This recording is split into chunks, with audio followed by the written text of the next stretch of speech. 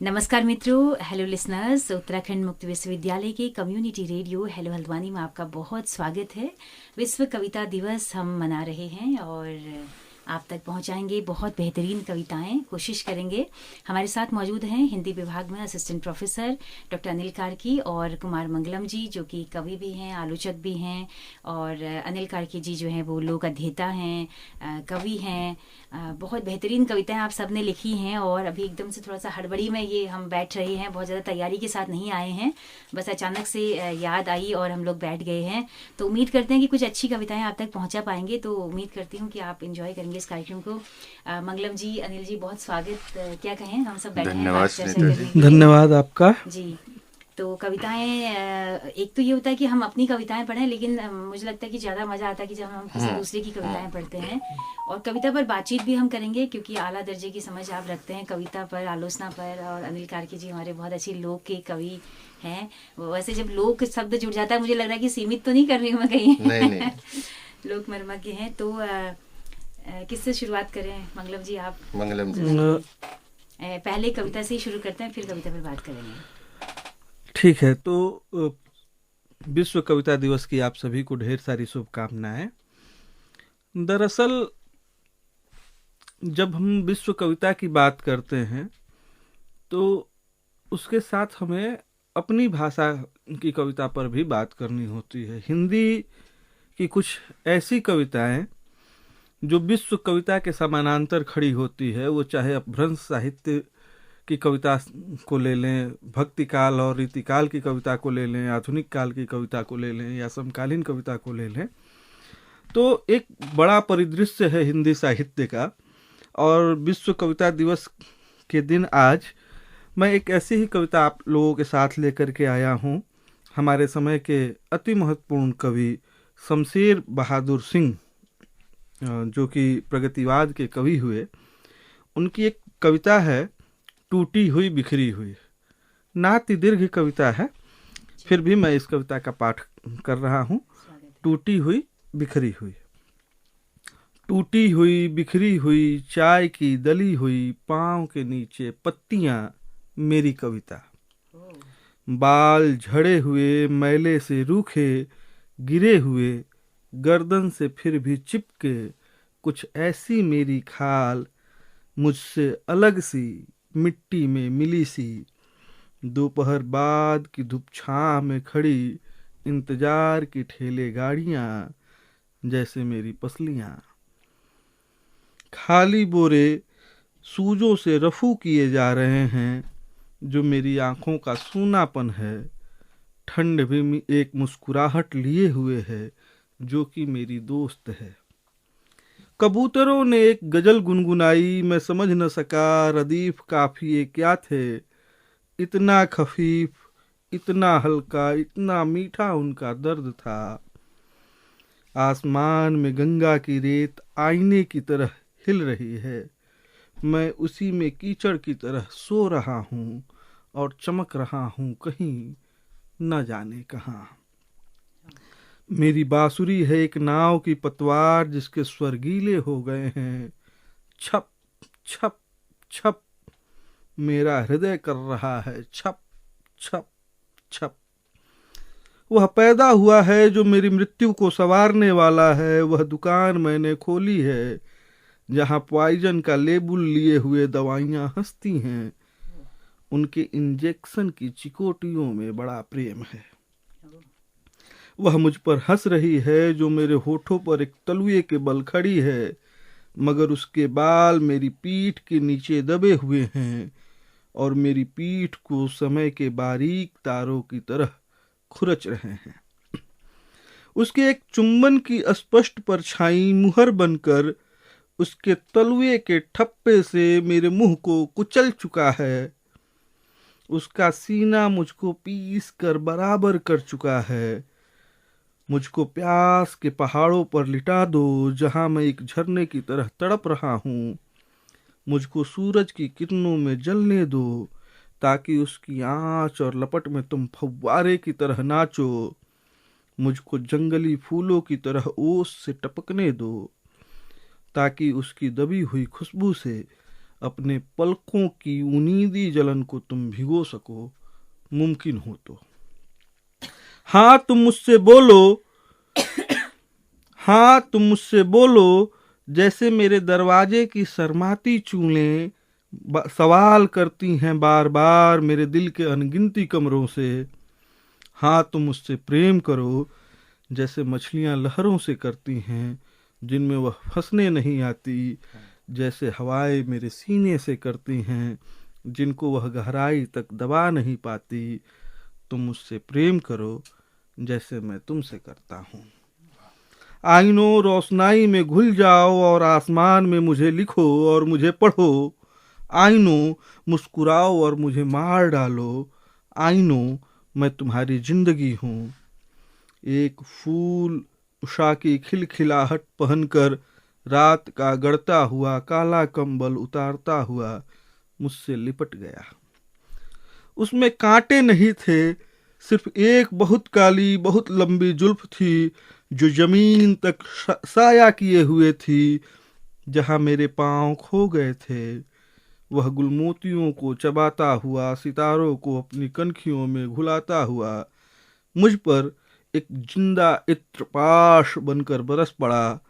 और तब मैंने देखा कि सिर्फ एक सांस हूँ जो उसकी बूंदों में बस गई है, जो तुम्हारे सीनों में फांस की तरह ख्वाब में अटकती होगी, बुरी तरह खटकती होगी। मैं उसके पांवों पर कोई सिजदा न बन सका, क्योंकि मेरे झुकते न झुकते उसके पांवों की दिशा मेरे आंखों को लेकर खो गई थी। जब तुम मुझे मिले, एक खुला फटा हुआ लिफाफा तुम्हारे हाथ आया। बहुत उसे उल्टा पलटा, उसमें कुछ न था।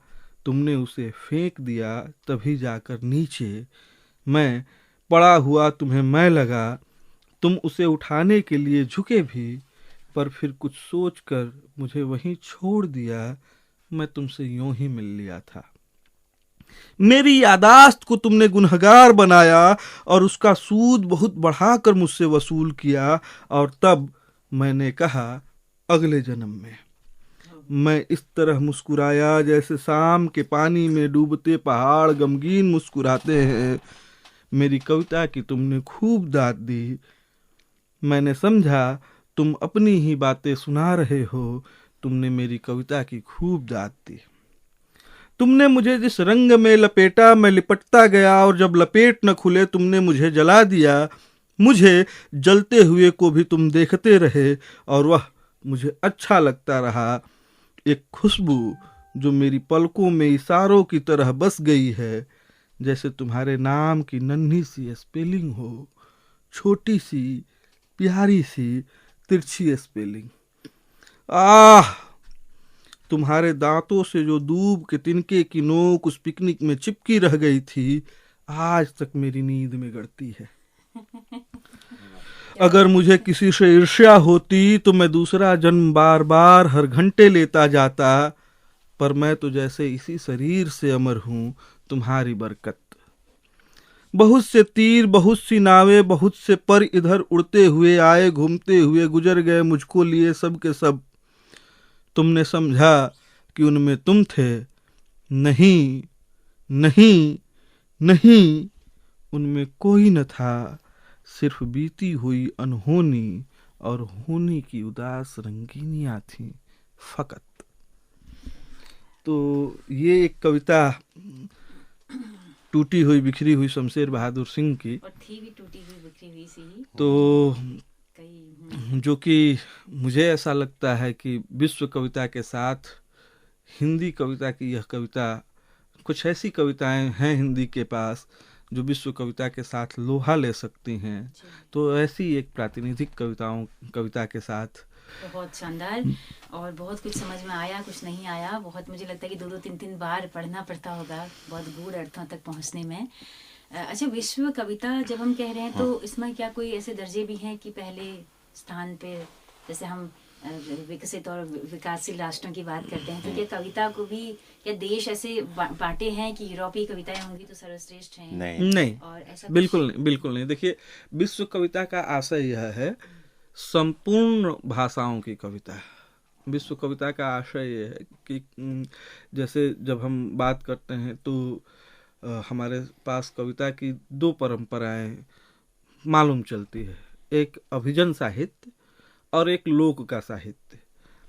वो भारतीय कविता हो सकती है, वो यूरोपीय कविता हो सकती है, वो अमेरिकन अफ्रीकन कविता हो सकती है, वो संस्कृत की कविता हो सकती है, वो अरबी की कविता हो सकती है, फारसी की हो सकती है, अंग्रेजी की हो सकती है, भोजपुरी, कुमाऊनी, गढ़वाली की हो सकती है, किसी भी भाषा की, किसी भी देश की कविता हो सकती है। तो जो एक समग्र रूप है, क्योंकि आचार्य शुक्ल जब कविता की एक बहुत छोटी परिभाषा देते हैं, उन्होंने एक वाक्य में एक बात कही है, कविता से मनुष्य भाव की रक्षा होती है।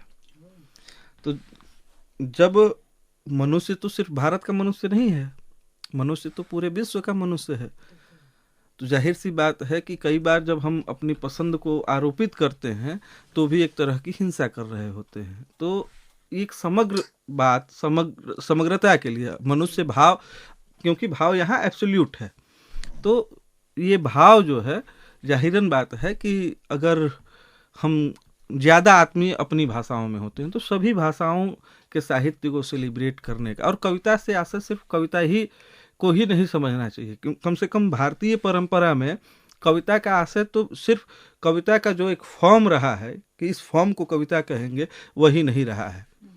भारत में जो साहित्य चिंतन हुआ उसे काव्य शास्त्र कहा गया, कविता का शास्त्र कहा गया। तो कविता का आशय सिर्फ कविता नहीं, मनुष्य भाव की रक्षा करने वाली सारी चीजें कविता का अंग है, कविता का हिस्सा है। अच्छा, तो ये नई बात आपने कही कि काव्य शास्त्र जो है वो सबको अपने में समेटता है। तो फिर आते हैं कविता पर, बात करेंगे बहुत सारी। अनिल जी, आप कुछ कविता किस कवि की सुना रहे हैं? तो धन्यवाद। मुझे तो बहुत सारे कवियों की कविताएं पसंद है, और बतौर पाठक सालों साल हमने भारतीय भाषाओं के कवि, भारत से इतर विदेशी कवियों को पढ़ा। और मंगलम जी ने जो अभी शमशेर बहादुर सिंह की जो कविता पढ़ाई, उनकी कविता उषा एक पीली शाम, एक पीली शाम, ये सब, और अष्ट धातु सा ठोस बदन, अष्ट धातु सा ठोस, तो वो सब कविताएं पढ़ते हुए हम जवान हुए। और मैं खैर थोड़ा सा उधर की तरफ चले जाता हूँ, जैसा कि अभी, क्योंकि अब हिंदी वाला और ये मंगलम जी संभाले रहे हैं। वैसे हिंदी में मुझे बहुत, जो मेरे पसंदीदा कवि है वो केदारनाथ अग्रवाल है, केदारनाथ सिंह है, और आलोक धनवा है, बीरेन मंगलेश, और ये सब लीलाधर जगुड़ी तक पूरे लोग हैं। तो खैर मैं थोड़ा सा सीरियाई कवि है मेरे, जो एक बहुत ही मुझे बहुत पसंद है, मनोज पटेल और सिद्धेश्वर सिंह ने उनका अनुवाद किया पहली बार। तो उन्हीं की एक कविता है, निजार कब्बानी इनका नाम है, ये सीरियाई कवि है। तुम्हारा प्यार पराकाष्ठा है प्यार की, गूढ़ से गूढ़तम है इबादत अपने आप में, जन्म और मृत्यु की तरह नामुमकिन है इसका दोहराव। छोटी छोटी है। सच है सब जो कहते हैं वे मेरे बारे में, प्यार में मेरी शोहरत के बारे में, स्त्रियों के साथ मेरे बारे में जो कहते हैं वे सच है सब, लेकिन वे नहीं जानते तो बस यह कि तुम्हारे प्यार में लहलुहान हूँ मैं ईसा मसीह की तरह। क्या बात है। जब सफ़र करता हूँ तुम्हारी आँखों में मेरी जान, जैसे सवार होता है किसी जादुई कालीन पर एक गुलाबी बादल उठा लेता है मुझे, और फिर एक बैगनी बादल, चक्कर काटता हूँ तुम्हारी आंखों में प्रिय, चक्कर काटता हूँ पृथ्वी की तरह। क्या बात है। जब प्यार करता हूँ मैं बन जाता हूँ समय, और समय से भी परे। ये छोटी छोटी कविताएं हैं, क्षणिकाएं हैं। हाँ। हवा पर लिखा मैंने नाम अपने प्यार का, पानी पर लिखा उसका नाम, जानता कहाँ था मैं कि हवा बह जाती है बिना सुने, और पानी में घुल जाते हैं नाम। तुम अब भी पूछती हो मेरा जन्मदिन, लिख लो इसे, जान लो ठीक ठाक, जिस दिन कबूल किया तुमने मेरा प्यार, उसी दिन हुआ मेरा जन्म। ये छोटी कविता है। अगर जिन्न कभी आ जाए बोतल से बाहर और पूछे क्या हुक्म है मेरे आका, 1 मिनट में चुन लीजिए, दुनिया के सारे कीमती हीरे जवाहरात मैं चुनूंगा सिर्फ तुम्हारी आंखें। अपने प्यार में पिघला दी मैंने सारी कलमें, नीली लाल हरी, जब तक कि ढल नहीं गए शब्द। मैंने पाख्तों के कंगन पर जड़ दिया अपना प्यार, जानता नहीं था कि दोनों उड़कर चले जाएंगे दूर। बहुत तो अब शानदार एक कविता है ये, रेल। जी। ये आलोक धनवा की कविता है लिखी हुई। तो हमारे लिसनर्स कविताओं को सुन रहे होंगे और आनंद ले रहे होंगे कविताओं का, उम्मीद करते हैं। तो ये जो कविता है ये बहुत ही खास कविता है जी। तो जैसे कि मैं देख रही हूँ कि मोबाइल से ही आजकल हम कविताएं पढ़ रहे हैं और हिंदवी में बार बार कविताएं आ रही हैं, तो इनका कितना बड़ा योगदान है? हिंदी समय, कविता कोश, इस तरह के जो बहुत ज़्यादा है। इसके बाद तो सीधे सीधे लोगों के एकदम हाथ में पूरे विश्व से साहित्य को आप पढ़ सकते हैं। जैसे कविता कोश, हिंदी समय, ये 3-4 वेबसाइट्स ऐसे हैं जहां आप अपने समय, अपने दौर से बाहर के, अपने देश के, विदेशों के, लगभग सारे देशों के पोएट्स को पढ़ सकते हैं। खैर, इसको देखिए, इसका नाम है मुलाकातें। आलोक धनवा की कविता है। आलोक धनवा का हिंदी साहित्य में एक ही संग्रह है, धरती रोज बनती है, दुनिया रोज बनती है। और दुनिया रोज बनती है संग्रह से ही वो पूरे एक तरह से हिंदी साहित्य में छाए हुए कवि है। उनके पास बहुत सुंदर कविताएं हैं। घर से भागी हुई लड़कियां, गोली दागो पोस्टर, मुलाकातें, पतंग जैसी कहानियां हैं, जो पतंग जैसी कविताएं हैं जो कक्षा 10 में NCERT में पढ़ाई भी जाती हैं। और ये मेटाफर के लिए जाने जाते हैं। बहुत शानदार मेटाफर इनके पास होते हैं। उनके ही रक्त से फूटते हैं पतंग के धागे, ऐसे। खैर, ये जो कविता है ये तो मुलाकातें हैं इस कविता का नाम। अचानक तुम आ जाओ, इतनी रेलें चलती है भारत में, कभी कहीं से भी आ सकती हो मेरे पास। कुछ दिन रहना इस घर में जो उतना ही तुम्हारा भी है, कुछ दिन रहना इस घर में जो उतना ही तुम्हारा भी है। तुम्हें देखने की प्यास है गहरी, तुम्हें सुनने की। कुछ दिन रहना जैसे तुम गई ही नहीं कहीं। मेरे पास समय कम होता जा रहा है मेरी प्यारी दोस्त, घनी आबादी का देश मेरा। कितनी औरतें लौटती है शाम होते ही अपने अपने घर। कई बार सचमुच लगता है तुम उनमें ही कहीं आ रही हो। वही दुबली देह, बारीक 4 खाने की सूती साड़ी, कंधे में झूलता झालर वाला झोला और पैरों में चप्पलें। मैं कहता जूते पहनो खिलाड़ियों वाले, भाग दौड़ में भरोसे के लायक। तुम्हें भी अपने काम में ज़्यादा मन लगेगा मुझसे फिर एक बार मिलकर लौटने पर। दुख सुख तो आते जाते रहेंगे, सब कुछ पार्थिव है यहाँ, लेकिन मुलाकातें नहीं है पार्थिव। इनकी ताजगी रहेगी यहाँ हवा में, इनसे बनती है नई जगहें। एक बार और मिलने के बाद भी एक बार और मिलने की इच्छा पृथ्वी पर कभी खत्म नहीं होगी। जब आप इस कविता को सुना रहे थे तो ज्ञानेंद्र पति की एक छोटी सी कविता याद आई और उसके बाद एक और मैं कविता सुनाऊंगा। तो ज्ञानेंद्र पति अपनी एक कविता में लिखते हैं, और ये हम सभी पाठकों की मजबूरी कह लीजिए या शौक कह लीजिए या पसंदीदा टाइम पास कह लीजिए, अगर वो कविता के प्रेमी हैं और कविता से जुड़े हैं तो कविताओं के पीछे वैसे ही भागते हैं जैसा कि इस कविता में ज्ञानेंद्र पति ने दर्ज किया है। इस कविता का शीर्षक है कुछ कविताएं और कुछ कविताएं। कुछ कविताएं तो मैं खेतों से शकरकंद की तरह खोद लाया। कुछ कविताएं तितलियों की तरह खुली खिड़की से घुस आई मेरे घर कि अपने घर।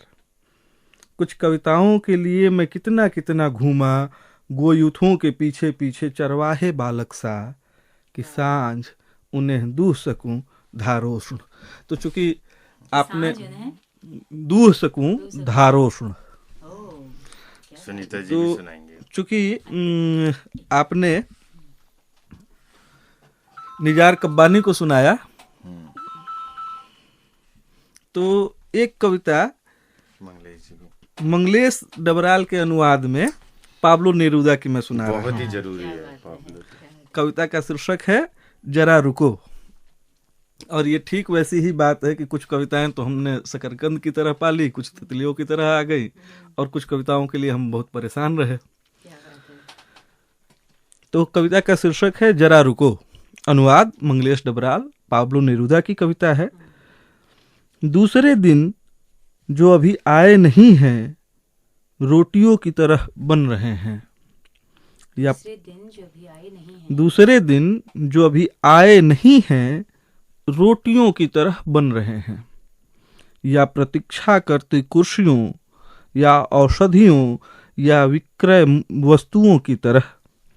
निर्माणाधीन दिनों का एक कारखाना आत्मा के कारीगर उठा रहे हैं और तौल रहे हैं और बना रहे हैं कड़वे या कीमती दिनों को, जो समय पर तुम्हारे दरवाजे पर आएंगे तुम्हें भेंट में एक नारंगी देने या बेरहमी से तुम्हें तत्काल मार देने के लिए। तो इसको आगे बढ़ाते हैं। बिल्कुल। मंगलेश दा का अनुवाद पढ़ा जा रहा था, तो मंगलेश दा की कविता है एक जो मुझे बहुत पसंद है। जी। और जब भी मैं मंगलेश डबराल का नाम लेता हूँ तो मुझे इतनी आत्मीयता महसूस होती है, क्योंकि जब मैंने लिखना शुरू किया उस दौरान मंगलेश जी का मेरे जीवन में बहुत बड़ा हस्तक्षेप रहा है। कविता को लेकर के, साहित्य की समझ को लेकर के हमने बहुत सारी रातें साझा की, बहुत जगह बैठे, रामगढ़, देहरादून या बहुत जगह, हमारी बहुत मीठी यादें हैं। अच्छा। अब मंगलेश दा हमारे बीच नहीं है, बिल्कुल। लेकिन जो मेरा पैतृक घर है वहाँ जो रहवासी किसान सेंटर है वहाँ हमने मंगलेश दा के नाम का एक बांस की झाड़ी लगाई हुई है, अरे वाह। ताकि ये झाड़ी जब बड़ी होगी तो उसमें चिड़ियाँ आएंगी, चहचहाएंगी, ओह, और फिर हम उनके नीचे बैठ करके मंगलेश दा की कविताओं को पढ़ेंगे। बिल्कुल। मुझे लगता है कि कविता दिवस पर हम अपने उनको सैल्यूट भी करेंगे, जो हमारे उत्तराखंड की हाँ जो असमय चले गए वीरेंद्र डंगवाल और मंगलेश डबराल जी को। मंगलेश दा की कविता है छुओ, मुझे बहुत पसंद है। उन चीज़ों को छुओ जो तुम्हारे सामने टेबल पर रखी है, घड़ी, कलमदान, एक पुरानी चिट्ठी, बुद्ध की प्रतिमा, ब्रोटोल्ट ब्रेस्ट, चेगवारा की तस्वीरें, दराज खोलकर उनकी पुरानी उदासी को छुओ।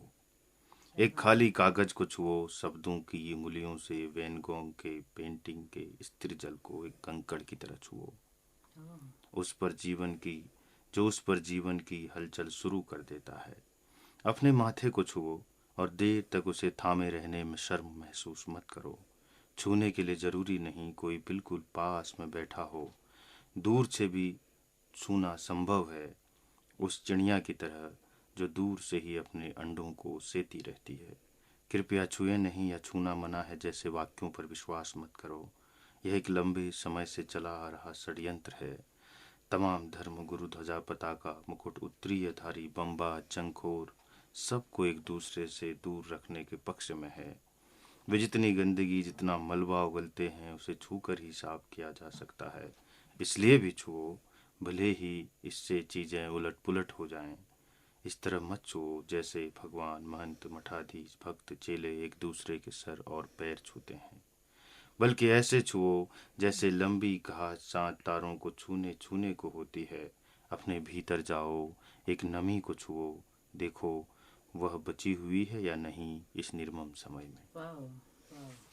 एक वैसे तो बहुत प्रिय कवि है, बहुत ज़्यादा। मैं जैसे बिस्लावा सिम्बोर से कहा है या और भी बहुत सारे भूल रहा हूँ, क्योंकि इस दौर में जो हमारे दौर का सबसे बेहतरीन कवि है जिसको भारत में बहुत ज़्यादा लोग पढ़ते हैं, सबीर हाका, उसकी, क्योंकि 1986 में ये पैदा हुए, ईरानी कवि है, और करमानशाह एक शहर है वहाँ का, ईरान का, वहाँ ये पैदा हुए, तिरहान का, और ये वहाँ मजदूर है।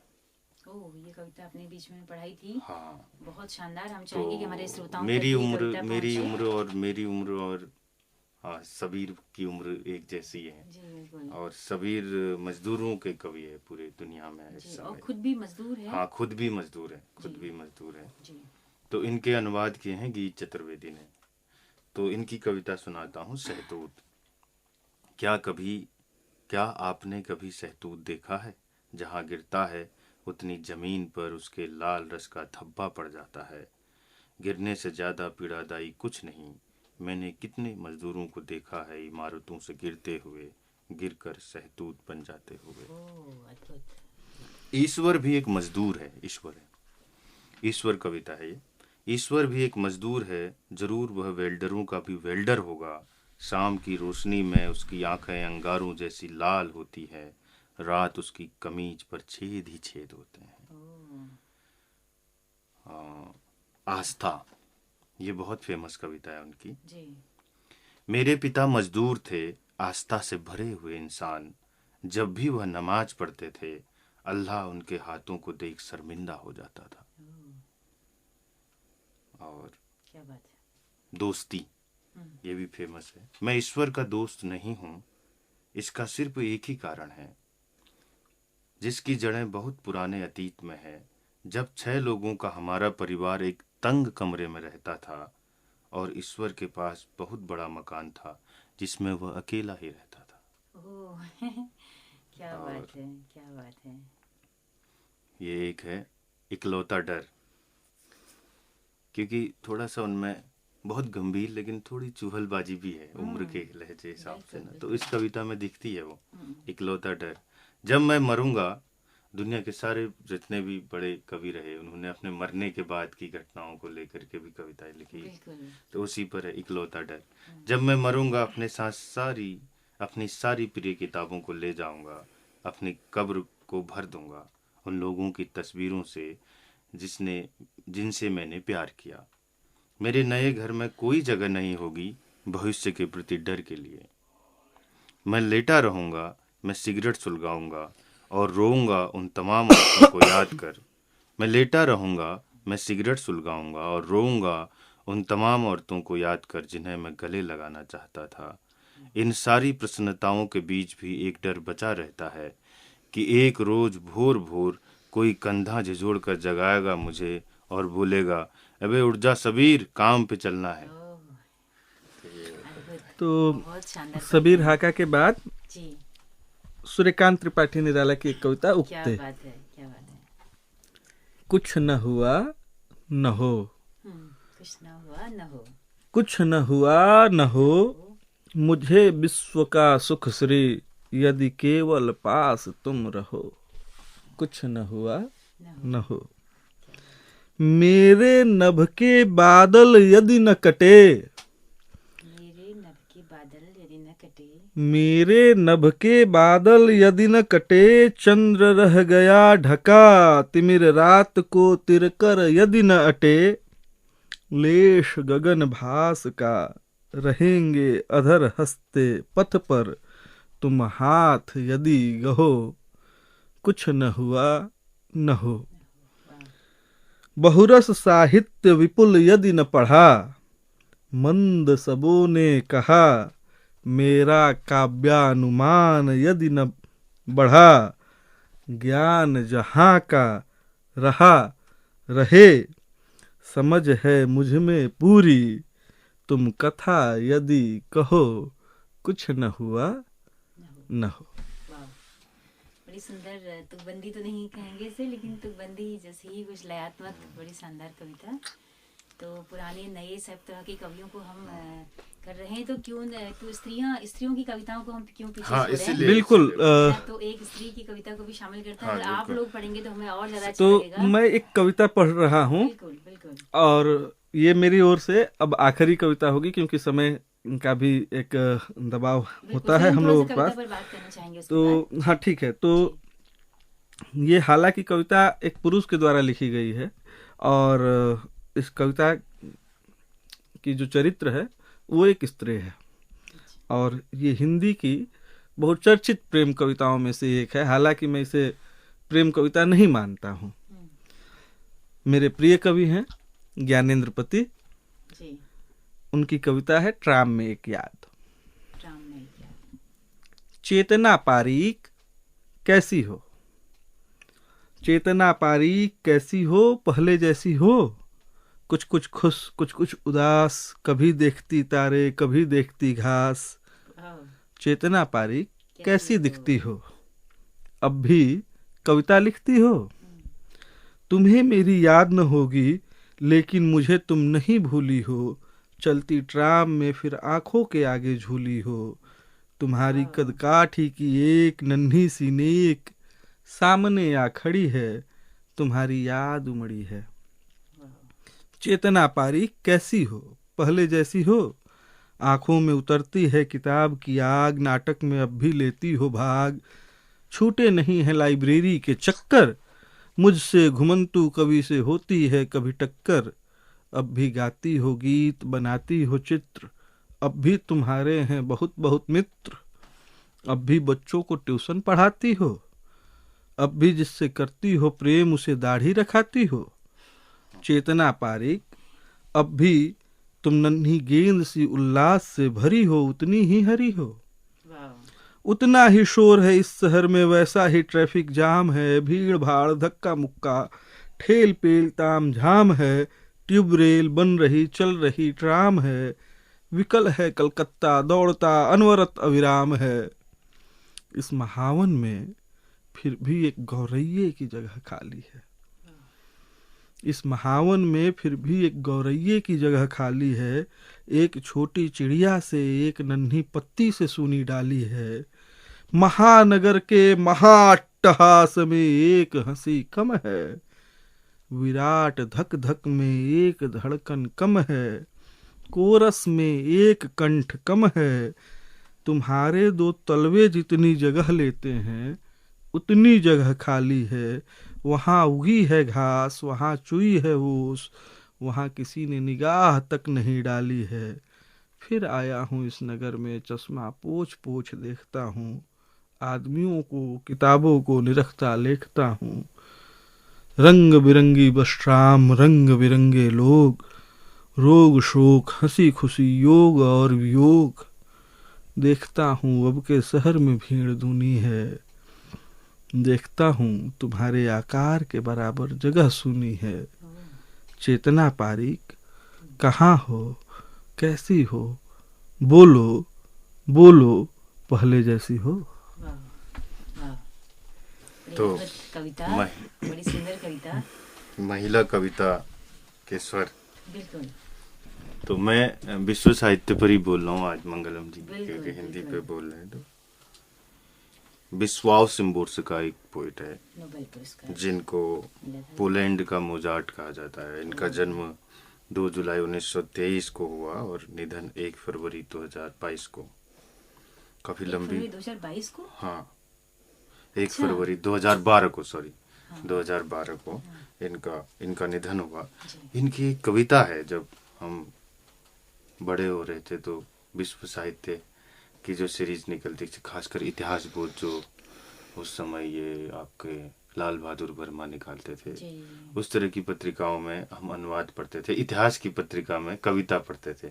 भाषा के डोमेन को किस तरह से, या सब्जेक्ट के डोमेन को लाल बहादुर वर्मा ने किस तरह से ब्रेक किया, उनके उपन्यासों में, उनके इतिहास लेखन में देखा जा सकता है। तो ये आभार कविता शायद इतिहास बोध में ही पहली बार पढ़ी थी, और ये अनुवाद है असद जैदी का। एहसानमंद हूं मैं उनकी जिनसे मैं प्यार नहीं करती। एहसानमंद हूं मैं उनकी जिनसे मैं प्यार नहीं करती। कितनी तसल्ली रहती है मुझे यह मान लेने में कि उनकी किसी और से घनिष्ठता है। कितनी खुशी कि वे भीड़ और मैं भेड़िया नहीं।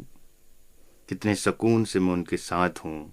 कितनी आज़ादी उनसे मिली हुई है मुझे, और ये वे चीज़ें हैं जो प्यार हरगिज नहीं दे सकता या छीन कर नहीं ले जा सकता। मैं उनके इंतजार में नहीं रहती। खिड़की से दरवाजे के बीच बेचैनी से टहलती हुई उनके साथ मैं धूप घड़ी की तरह धैर्यवान होती हूँ। मैं उनके उन मसलों को हमदर्दी से समझ लेती हूँ जिन्हें प्यार कभी नहीं समझ पाएगा।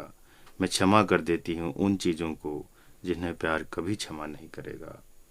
उनसे मुलाकात और उनके चिट्ठी के बीच अनंत काल नहीं, महज कुछ दिन या हफ्ते गुजरते हैं।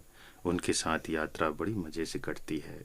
संगीत सुना जाता है, गिरजाघर देखे जाते हैं, जगहें दृश्य साफ नजर आते हैं। और जब हम उनसे जुदा होते हैं तो जो पहाड़ और समुद्र हमारे बीच में हाइल होते हैं, वही पहाड़ और समुद्र होते हैं जिन्हें हम नक्शों में भी सहज पहचान लेते हैं। इन्हीं लोगों के तूफैल से मैं 3 आयामी जीवन जी रही हूँ देश और काल में, स्थान में जो गैर काव्यात्मक, गैर नाटकीय है, एक वास्तविक क्षितिज के साथ जो कि चलायमान भी है। उन लोगों को खुद पता नहीं कि वे अपने खाली हाथों से मुझे कितना कुछ दे जाते हैं। अगर पूछा जाए प्यार से इन लोगों के बारे में तो प्यार कहेगा मेरा इनसे क्या वास्ता। तो एक हॉकी खेलती लड़कियां कात्यायनी की है। बिल्कुल बिल्कुल। आप तब तक बिल्कुल उसे समापन करते हैं इस कविता से। एक कविता है अनीता वर्मा की प्रार्थना। जी, क्या बात है, जरूर। भेद में तुम्हारे भीतर जाना चाहती हूँ, रहस्य घुंघराले केस हटाकर मैं तुम्हारा मुख देखना चाहती हूँ, ज्ञान मैं तुमसे दूर जाना चाहती हूँ, निर्बोध निस्पंदता तक अनुभूति मुझे मुक्त करो, आकर्षण मैं तुम्हारा विरोध करती हूँ, जीवन मैं तुम्हारे भीतर से चलकर आती हूँ, जीवन मैं तुम्हारे भीतर से चलकर आती हूँ।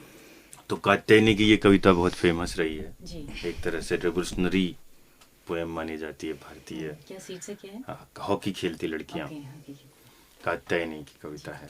कात्यायनी प्रतिष्ठित कवि है हमारे भारत की।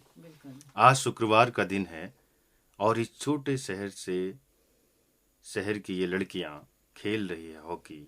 खुश है लड़कियां, फिलहाल खेल रही है हॉकी।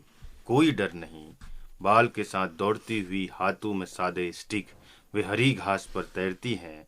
चूल्हे की आंच से, मूसल की धमक से दौड़ती हुई बहुत दूर आ जाती हैं। वह इंतजार कर रहे हैं उन्हें देखने आए हुए वर पक्ष के लोग। वहां अम्मा बैठी राह तकती है कि बेटियां आएं तो संतोषी माता की कथा सुनाएं और वे अपना व्रत तोड़ें। वहां बाबूजी प्रतीक्षा कर रहे हैं दफ्तर से लौटकर पकौड़ी और चाय की। वहां भाई घूम घूम कर लौट आ रहा है चौराहे से, जहां खड़े हैं मोहल्ले के सौदे। रोज की तरह लड़कियां हैं कि हॉकी खेल रही हैं। क्या बात है। लड़कियां पेनाल्टी कॉर्नर मार रही है, लड़कियां पास दे रही है, लड़कियां गोल गोल चिल्लाती हुई बीच मैदान की ओर भाग रही हैं। लड़कियां एक दूसरे पर ढह रही है, एक दूसरे को चूम रही है और हंस रही है। लड़कियां फाउल खेल रही हैं, लड़कियों को चेतावनी दी जा रही है और वे हंस रही है कि यह जिंदगी नहीं है। इस बात से निश्चिंत है लड़कियां, हंस रही है रेफरी की चेतावनी पर। लड़कियां बारिश के बाद नम घास पर फिसल रही हैं और गिर रही है और उठ रही हैं। वे लहरा रही हैं, चमक रही है और मैदान के अलग अलग मोर्चों पर रह रहकर उमड़ घुमड़ रही हैं। वे चीख रही है, सीटी मार रही है और बिना रुके भाग रही हैं एक छोर से दूसरे छोर तक। उनकी पुष्ट टांगें चमक रही है नृत्य की लयबद्ध गति के साथ। और लड़कियां है कि निर्द्वंद निश्चिंत है, बिना यह सोचे कि मुंह दिखाई की रस्म करते समय सास क्या सोचेगी। इस तरह खेलती रहती लड़कियां, निसंकोच निर्भीक, दौड़ती भागती हंसती रहती इस तरह, और हम देखते रहते उन्हें। पर शाम है कि होगी ही, रेफरी है कि बाज नहीं आएगा सीटी बजाने से, और स्टिक लटकाए हाथों में एक भीषण जंग से निपटने को तैयारी करती लड़कियां लौटेंगी घर। अगर ऐसा न हो तो समय रुक जाएगा, इंद्र मरुत वरुण सब कुपित हो जाएंगे, वज्रपात हो जाएगा, चक्रवात आ जाएगा। घर पर बैठे देखने आए वर पक्ष के लोग पैर फटकते चले जाएंगे। बाबूजी घुस आएंगे गरजते हुए मैदान में। भाई दौड़ता हुआ आएगा और फिर झोंटे पकड़कर घसीट कर ले जाएगा। अम्मा कोसेगी, किस घड़ी में पैदा किया था ऐसी कुलच्छनी बेटी को। बाबूजी चीखेंगे, सब तुम्हारा बिगाड़ा हुआ है। घर फिर एक अंधेरे में डूब जाएगा, सब सो जाएंगे। लड़कियां घूरेंगी अंधेरे में, खटिया पर चित्त लेटी हुई अम्मा की लंबी सांसें सुनती, इंतजार करती हुई कि अभी वे आकर उनका सिर सहलाएंगी। सो जाएंगी लड़कियां सपने में, दौड़ते हुई बॉल के पीछे, स्टिक को साधे हुए हाथ में पृथ्वी के छोर पर पहुंच जाएंगी और गोल गोल चिल्लाती हुई एक दूसरे को चूमती हुई लिपट कर धरती पर गिर जाएंगी। एक कविता मैं और पढ़ूंगा। निर्मला पुतुल की कविता है, उतनी दूर मत ब्याहना बाबा। बाबा, मुझे उतनी दूर मत ब्याहना जहां मुझसे मिलने जाने खातिर घर की बकरियां बेचनी पड़े तुम्हें। बाबा मुझे उतनी दूर मत ब्याहना जहाँ मुझसे मिलने जाने खातिर घर की बकरियां बेचनी पड़े तुम्हें। बाबा ब्याहना उस देश में जहाँ आदमी से ज़्यादा ईश्वर बसते हों। जंगल नदी पहाड़ नहीं हो जहाँ, वहाँ मत कर आना मेरा लगन। वहाँ तो कतई नहीं जहाँ की सड़कों पर मन से भी ज़्यादा तेज दौड़ती हूँ मोटर गाड़ियाँ। ऊंचे ऊंचे मकान और बड़ी बड़ी दुकानें, उस घर से मत जोड़ना मेरा रिश्ता जिस घर में बड़ा सा खुला आंगन न हो। मुर्गे की बांग पर होती नहीं हो जहाँ सुबह, और शाम पिछवाड़े से जहाँ पहाड़ी का डूबता सूरज न दिखे। मत चुनना ऐसा वर जो पोचई और हड़िया में डूबा रहता हो अक्सर। काहिल निकम्मा हो, माहिर हो मेले से लड़कियां उड़ा ले जाने में। ऐसा वर मत चुनना मेरी खातिर। कोई थारी लोटा तो नहीं कि बाद में जब चाहूंगी बदल लूंगी अच्छा खराब होने पर। जो बात बात में बात करे लाठी डंडा की, निकाले तीर धनुष कुल्हाड़ी, जब चाहे चला जाए बंगाल असम या कश्मीर। ऐसा वर नहीं चाहिए हमें। और उसके हाथ में मत देना मेरा हाथ जिसके हाथों ने कभी कोई पेड़ नहीं लगाए, फसलें नहीं उगाई जिन हाथों ने दिया नहीं कभी किसी का साथ, किसी का बोझ नहीं उठाया। और तो और जो हाथ लिखना नहीं जानता हो ह से हाथ। मेरा हाथ मत देना कभी, उसके हाथ मत देना कभी मेरा हाथ। ब्याहना हो तो वहाँ ब्याहना जहाँ सुबह जाकर शाम तक लौट सको पैदल। मैं जो कभी दुख में रोऊं इस घाट, तो उस घाट नदी में स्नान करते तुम सुनकर आ सको मेरा करुण विलाप। महुआ की लट और खजूर का गुड़ बनाकर भेज सकूं संदेश तुम्हारी खातिर। उधर से आते जाते किसी के हाथ भेज सकूं कद्दू कोहड़ा खेक्सा बरबट्टी, समय समय पर गोवों के लिए भी। मेला हाट बाजार जाते जाते मिल सके कोई अपना जो बता सके घर गांव का हाल चाल। चितकबरी गैया के बियाने की खबर दे सके जो कोई उधर से गुजरते। ऐसी जगह मुझे ब्याहना। उस देश में ब्याहना जहाँ ईश्वर कम आदमी ज़्यादा रहते हों, बकरी और शेर एक घाट पानी पीते हों जहाँ, वहीं ब्याहना मुझे। उसी के संग ब्याहना जो कबूतर के जोड़े और पंडुक पक्षी की तरह रहे हरदम साथ। घर बाहर खेतों में काम करने से लेकर रात सुख दुख बांटने तक चुनना वर ऐसा जो बजाता हो बांसुरी सुरीली और ढोल मादल बजाने में हो पारंगत। वसंत के दिनों में ला सके जो रोज मेरे जूड़े के खातिर पलाश के फूल, जिससे खाया नहीं जाए मेरे भूखे रहने पर। उसी से ब्याहना मुझे। क्या बात है, क्या बात है।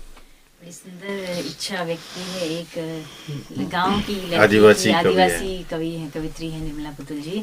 तो मुझे लग रहा है हर तरह की कविता आज के कार्यक्रम में शामिल हो चुकी है। और आप लोग शुरुआत में कह रहे थे बस हम एक एक कविता लेकर आए हैं, और देखिए कविता का जुनून क्या होता है। आप लोग जो दिन रात इतनी कविताएं पढ़ते हैं तो क्या रुक पाते हैं? तो कविता मतलब एक बहा ले जाती है। क्या है मतलब, अगर अंत में चलते चलते कविता पर थोड़ा बात करें। लेकिन सुनीता जी, कभी कभी ऐसा भी होता है ना, हिंदी को लेकर के और कविता को लेकर के कई बार असहज होने की स्थिति आती है। अब पहले जैसा माहौल कविता कहानी को लेकर नहीं रहा। अगर हिंदी का मास्टर या हिंदी का अध्यापक प्राध्यापक कहीं पर कविता सुनाने लगे तो कई बार ये होता है कि अब बहुत हो गया।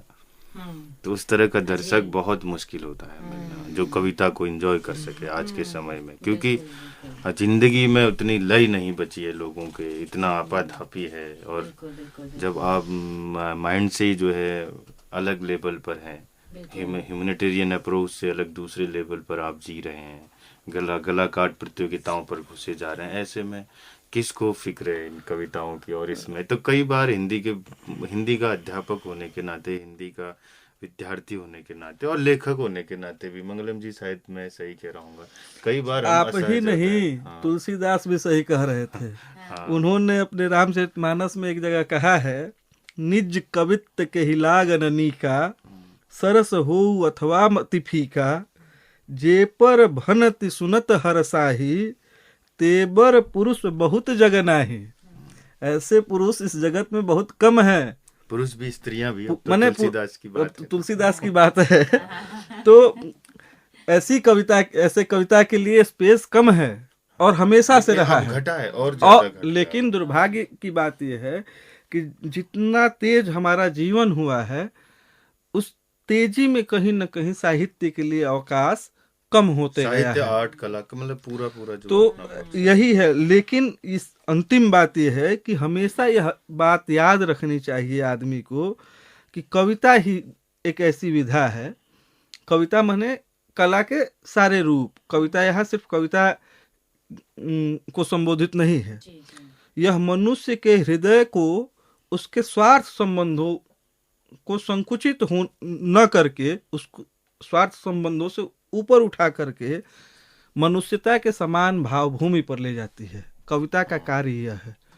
तो कविता जब भी हम पढ़ते हैं या कविता की बात करते हैं, और कविता के साथ साथ जो भी कला के रूप हैं, वो शास्त्रीय संगीत हो सकता है, नृत्य हो सकता है, लोक साहित्य हो सकता है, लोक कला हो सकता है, बहुत सारी चीज है। तो यह वस्तुतः जो हमारा मनोभाव है उसको बृहत्तर आयाम देता है, उदात्त बनाता है।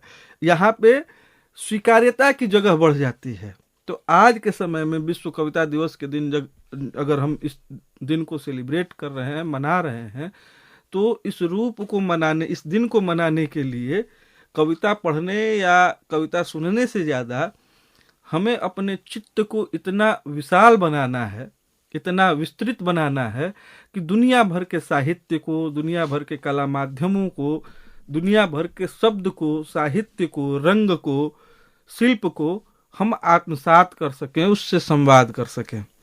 आपने हमें यह मौका दिया, इसके लिए एक और कवि है नाजिम हिकमत, उन्होंने भी इससे मिलती जुलती बात कही। काफी रेवोल्यूशनरी कवि माने जाते हैं, यूनान के थे। उन्होंने कहा कि मैं कविता के भविष्य पर विश्वास करता हूँ। अभी कई ऐसे शब्द है, अर्थ है जो कविता के शब्दों के भीतर थरथरा रहे हैं। तो हम तो हिंदी के विद्यार्थी होने के नाते या कविता के विद्यार्थी होने के नाते हम तो ये विश्वास करते हैं कि अभी बहुत सारे रहस्य है जो कविता के भीतर मौजूद है। क्या बात है, क्या बात है। चलते चलते एक चंद लाइन उन तमाम कवियों के लिए जो समझते हैं आज की हमने एक मतलब खूब सारी किताबें प्रकाशित की जा रही हैं, सोशल मीडिया वाले कवि पैदा हो गए हैं, उनको एहसास भी नहीं होता। कई बार स्टूडियो में भी हमारे ऐसे पहुंच जाते हैं, तो मतलब अगर अंदर से कहूँ तो मतलब झेलना बड़ा मुश्किल हो जाता है। तो उनको कब हम एहसास दिला पाएं, कैसे दिला पाएं कि आप कवि नहीं है, मतलब कविता करना ये नहीं होता है। देखिए, संदेश है उनके लिए। ये समय के साथ उत्तरोत्तर छटते चले जाएंगे। इनके लिए जो सबसे बड़ा बांध है, उस बांध का नाम है समय। दरअसल कविता को लेकर के जो बात कही जाती है, हमारे जीवनानुभूतियों के भीतर ही कविता की अनुभूति छिपी हुई होती है।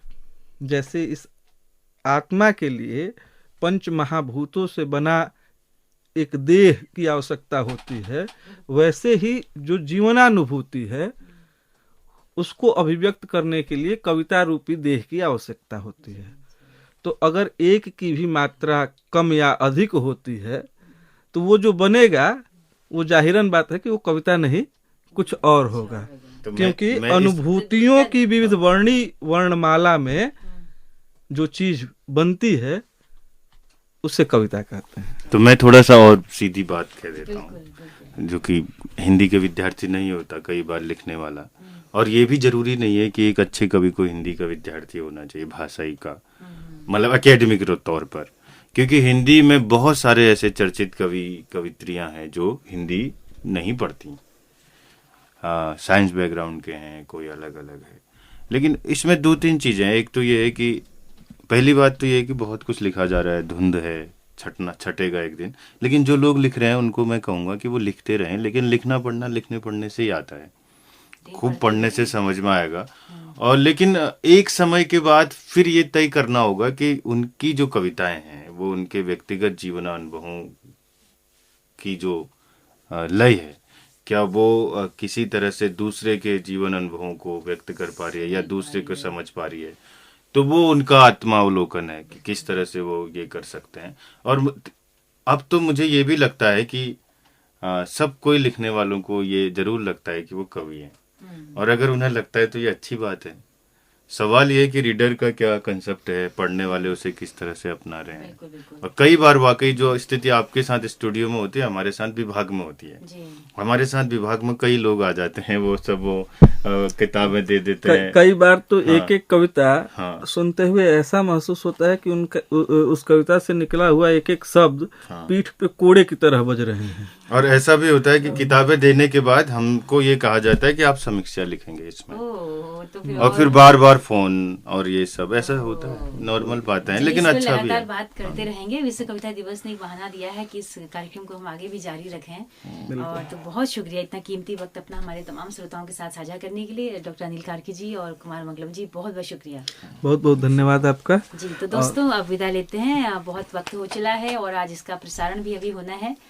10 मिनट शेष है रेडियो के चलने में अभी। तो बहुत शुक्रिया इस कार्यक्रम को सुनने के लिए। अपनी प्रतिक्रिया फीडबैक जरूर दीजिएगा। हमारा चैनल है हेलो हल्द्वानी नाम से। तो अपनी रेडियो मित्र सुनीता भास्कर को दीजिए इजाजत।